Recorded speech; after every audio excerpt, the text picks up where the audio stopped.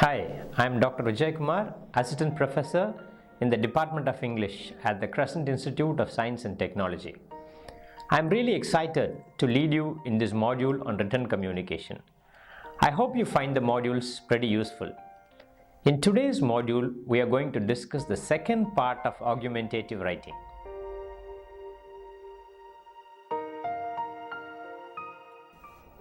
A quick recap of Module 1 on argumentative writing. We already discussed the need for argumentative writing and the nitty-gritties of argumentative writing. We discussed the framework earlier, such as the claim, the reasons, the counterclaim, and the rebuttal. We also discussed about the strategies such as the cause and effect, the problem solution strategy, the illustrative strategy, the pros and the cons strategy, and the multidimensional approach. We also discussed about the ways of writing an introduction and a good conclusion.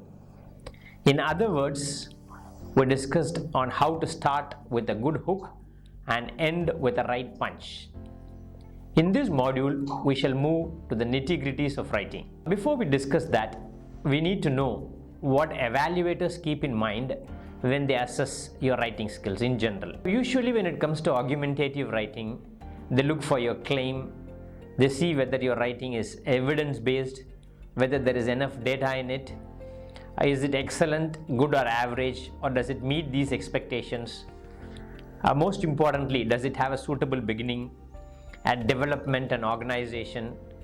Does it have good transitional words? Are you using the right style and the mechanics of writing, the conventions of usage such as the formal and objective tone and the grammar? This is the larger picture. But to specify, I'd just like to tell you 3 or 4 aspects that can dramatically improve the way you write, academic writing or argumentative writing in specific. Let me explain each one in detail. Now, the first aspect that we can take for today's discussion is how to bring a proper grammatical range in our writing. So the important parameter that evaluators look for your writing piece is whether it has good grammatical range and whether there is grammatical accuracy. Even all international exams evaluate a candidate based on these 2 parameters. One is when it comes to grammar, it is grammatical range and grammatical accuracy. There is a subtle difference between both. Grammatical range refers to the variety of your sentence structures, and accuracy refers to your correctness, your precise usage, in other words. Now, grammatical range and accuracy is not a skill that can be developed overnight. It's something that you just got to work on it day in and day out. However, to improve your range, you need to use a wide variety of sentence structures. Now, in this module, I am going to describe 6 sentence types. And if you apply these sentence types in any of your academic writing, your writing will look a lot better. So let us discuss on those 6 areas where you need to work on to bring this grammatical range in your writing. Usually, there are 6 kinds of sentences. The first kind of sentence that we use in writing is a simple sentence. These kind of sentences usually have only one idea. One idea is expressed at a time. Now, for instance, when I say that when I'm asked to write an essay on are virtual classrooms better than online classrooms, if I use a sentence, virtual classrooms are better than face-to-face classrooms, I am expressing only one idea here, and this is called a simple sentence. In a simple sentence, we usually express our ideas at one shot as one single sentence. So that is called a simple sentence. Now, the next category is called as the compound sentence, where you use 2 ideas, and we usually use conjunctions to connect 2 ideas. Conjunctions like and, but, it, for, so, and so on. But in terms of compound sentences, you use 2 ideas to connect. For example, face-to-face classrooms may provide individual attention, but they are not appealing to the current learners. So if I say this kind of sentence, I am using a connector to connect this sentence but. So compound sentence usually has two ideas connected by conjunctions. So your essay should be a blend of both simple and compound sentences. But that is not enough to bring range in your writing. You need to use complex sentences as well. So the third category of sentence we are going to discuss is called as the complex sentence. So what is a complex sentence? Using two or more ideas, using linkers to join the sentences is what is called as complex sentence. Now let us apply this complex sentence. For instance, if you use words like although, so that, because, when you use these kind of transitional words, the sentence becomes complex. For example, listen to this sentence. Although F2F instruction is in vogue, it will soon be obsolete because of the spread of online education. Listen carefully to the sentence again. Although F2F instruction is in practice, it will soon be obsolete because of the spread of online education. See, here I have used words like although and because of to connect my ideas. So if I use linkers, one or more linkers to connect my ideas, this is what I call as the complex sentence. So we have discussed about what a simple sentence is, what a compound sentence is, and what a complex sentence is. The next kind of sentence is called as passive constructions.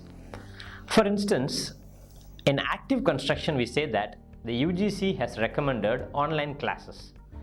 But when it comes to passive construction, we say that online classes has been recommended by the UGC. Usually in your academic writing, it's always advisable to use passive constructions. And the next strategy, the fifth strategy, is what you call as using questions in your writing. For example, will F2F classrooms really work in the future? You can use WH questions like what, when, where, why, and how. You can also use rhetorical questions in your writing. For instance, you could say, how many students would enjoy being bombarded by lectures day in and day out inside the four walls of a classroom? And then moving on, the last way to improve your grammatical range is to use conditionals. Using if. For example, listen to this sentence. If there is more visual appeal, F2F classrooms will be equally interesting. Now, using if clauses is what is called as conditionals. So to really enhance the way you write, you need to use the 6 categories of sentence. Remember, you need to use simple sentence where you express one short idea at a time. You need to use compound sentences where you use conjunctions and express 2 ideas at a time. At times you use complex sentence where you use linkers and connect 2 or 3 sentences. You use passive constructions rather than active constructions. You use questions, question words and rhetorical questions in your writing, and you should also use conditionals. And if you remember these 6 strategies, definitely your writing will have a wide variety. It will have more fluidity and it will have more range. And this is how you can dramatically improve the range of your grammar, or you can call it as grammatical range and accuracy. Now the next important parameter in your writing is vocabulary. Now even all the exams like this IELTS and TOEFL evaluate a candidate based on his lexical resource. There are 2 aspects of vocabulary. Again, they are range and accuracy. Now I will articulate a passage to you and tell me what is wrong with the passage. See, traditional teaching is boring. Traditional teaching does not fulfill learning goals. The present generation dislike traditional teaching. What is wrong with this passage? You find this passage is almost repetitive. The sentences, I use the same kind of words like traditional. For teaching, I use teaching 3 times in a sentence. So these words, when same words are used again and again in your writing, they become so stale and monotonous. There is no variety and richness in your writing. So instead, now look at these expressions. So instead of the word traditional, you can use existing approaches, conventional approaches, outdated approaches, obsolete approaches, and so on. Now instead of teaching, you could use terms like methods, instruction, approach, and things like that. So one important thing that you need to keep in mind when you try to bring lexical variety consciously in your writing is you got to use alternative words. You have to use many synonyms. And again, vocabulary is something that can't be really taught. It has to be only caught, and you have to develop it over a period of time. So, but the simple strategy is to remember to use a lot of synonyms and not to use the same kind of words again and again if you would like to bring lexical variety or vocabulary richness in your writing. So let us move on to accuracy now. In vocabulary, most of the time we don't use accurate words. For example, if I say the sentence, the children at the college need special education, the sentence may be grammatically correct, but in terms of word usage, they are very imprecise. Because we usually don't use children to refer to college level, do we? Now, instead of children, you could use the word student. So, however, there are certain words that do not have synonyms. In that case, it is okay. Now, you should remember to use the right connotation. For example, the words childish, childlike, and youthful have the same denotative, but they have different connotative meanings. For example, childlike and childish have negative connotation because they refer to immature behavior of a person, whereas youthful implies that the person is lively and energetic. So you need to use the right connotations. Again, another important aspect in bringing accuracy to your writing is what is called as collocation. Only a certain group of words go together. For example, if I say deep feeling, deep pockets, deep sleep, deep trouble, these are a set of expressions. Or look at this set of expressions. If I use the word heavy, heavy rain, heavy drinker, heavy snow, heavy traffic, I can't here say deep traffic, or I cannot say deep snow. Similarly, instead of deep feeling, I can't say heavy feeling. So, certain combinations go together. So you need to use the right collocations as well. But we usually think that vocabulary is a single word, but it is about the range of phrases that you use. Sometimes you have to use uncommon words to break that monotony and bring that variety in your writing. So remember, when it comes to vocabulary, you need to use the right collocations, you need to use the accurate words, you need to use a range of synonyms, and you have to use certain uncommon words as well. Now, talking about vocabulary, I would just give you certain academic expressions that would be helpful for you. Never try to learn words in isolation, but in phrases so that you remember. Similarly, when you write, you need to use the right phrases in your writing. For example, you are expressing your opinion in writing. So here are expressions that will help you to express those opinions. Now, every time it need not be your opinion. You usually talk about other people's opinion in your writing. For example, you could say, I believe that. Or you could say, many people believe that, when you use it in passive. I think that. When you say, I think that, it has less credibility. Rather, you could use, it is often thought that. You can say, many argue that. But it will be better to say, it is argued that. So you have a whole corpus of these academic expressions in the web. You can take them and use them in your writing. So we have discussed about how to improve your grammatical range and accuracy, and how to improve your, besides grammatical range and accuracy, we have also discussed about how to improve your vocabulary range and accuracy. Let us move on to another important aspect of writing, which is called as cohesion and coherence. This is very important in any kind of academic writing. Cohesion means to link your ideas in a logical manner for easy readability. It is a glue that holds your paragraphs. Coherence refers to the clarity and organization in ideas. and how it relates to the main ideas and how it relates to the other sentence.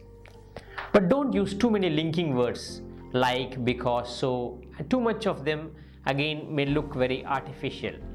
So you use 2 or 3 paragraphs when you write, and for your supporting ideas you usually use a lot of linking words.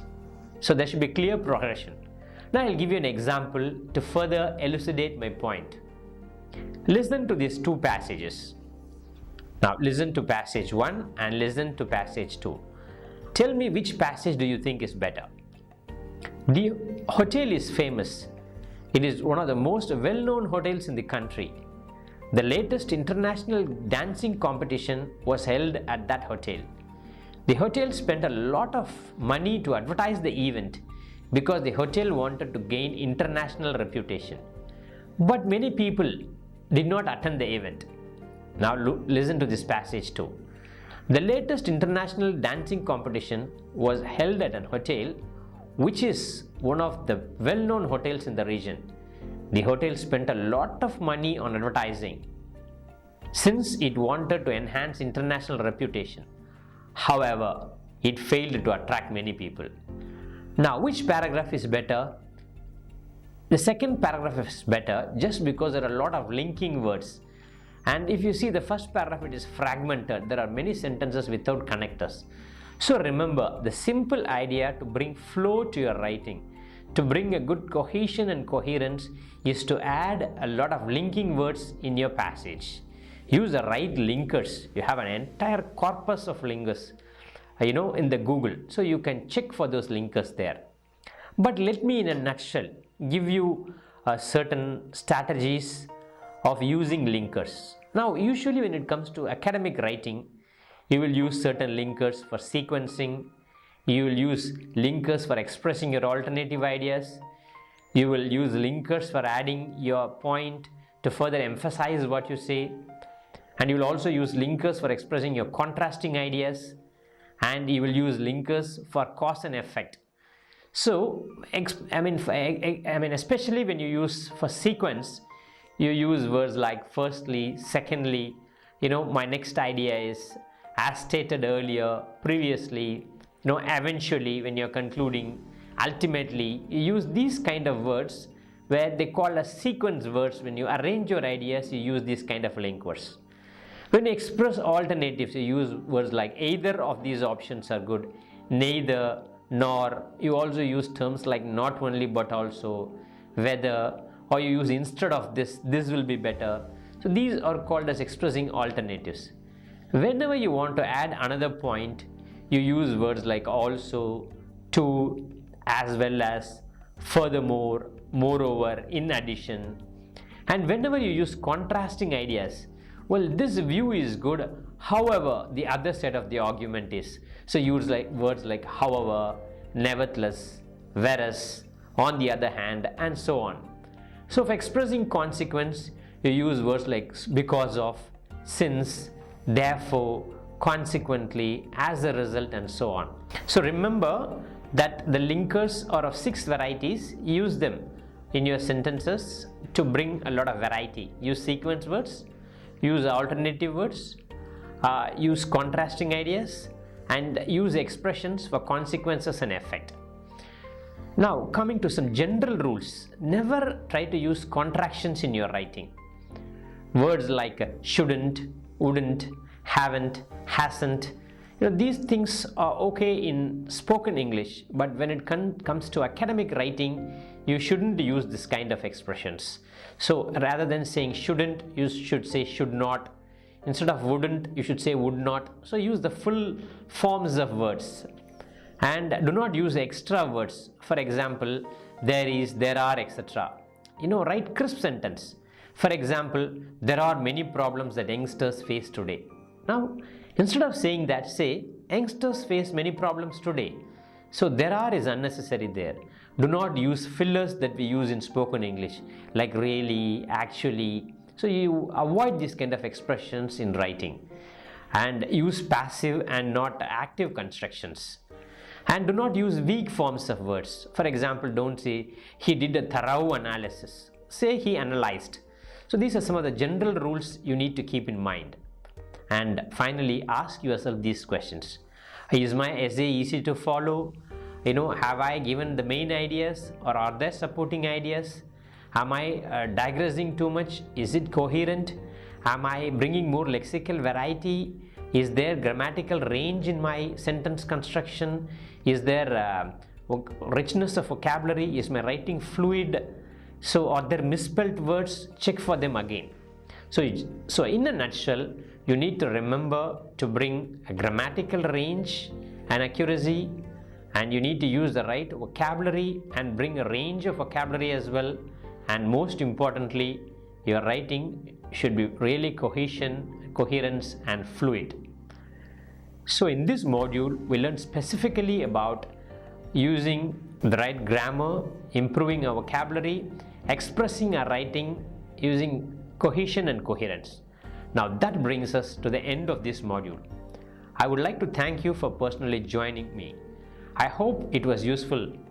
I'll meet you in the next module on writing an effective statement of purpose.